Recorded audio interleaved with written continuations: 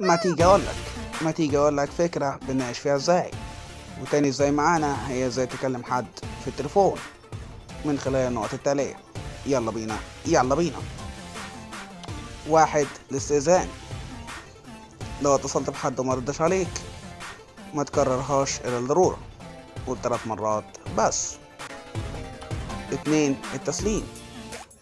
لو رد عليك ابدأ بتحية الإسلام، السلام عليكم، مش مساء الخير ولا ألو. ألو. وبكده تكسب حسنات وتنشر ثقافة الإسلام. 3، التعريف بالنفس. قبل ما تدخل في الموضوع عرف نفسك بأنك تقول له أنا فلان الفلاني، خصوصا لو ما كانش عارفك. طيب لو كان عارفك هترفع الحرج عنه لو ما كانش فاكرك. 4، الاستئذان.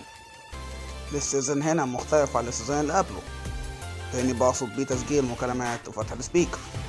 ما ينفعش بأي حال من الأحوال إنك تسجل مكالمة من غير إذن صاحبها، ولا تفتح السبيكر من غير ما تقوله، لأنك بتكلمه في ودنه هو، وهو بيكلمك في ودنك أنت. ولو عملت غير كده مكالمتك هتدخل تحت بند خيانة الأمانة. 5، الاختيار. كلنا بينسوا الحكاية دي، حتى أنا نسيت أبدأ بيها، لكن مفيش مشكلة. لازم تختار وقت مناسب للاتصال والعرض، فما تتصلش في وقت صلاة أو نوم أو شغل، وما تعرضش في وقت مش مناسب للي قدامك، لأن ده هيقلل الفايدة من المكالمة وهيخليك تتصل في وقت قليل مرة تانية، وده ممكن ما يكونش محبذ ليك أو للطرف التاني. 6، الخاتمة. لازم تقفل المكالمة زي ما بدأتها، ما تنساش تحية الإسلام، السلام عليكم.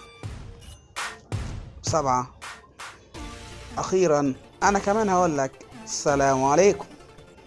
أتمنى نكون استمتعنا وتعلمنا سوا. ما تنساش تعمل لايك وشير. كنتم مع مصطفى حسين.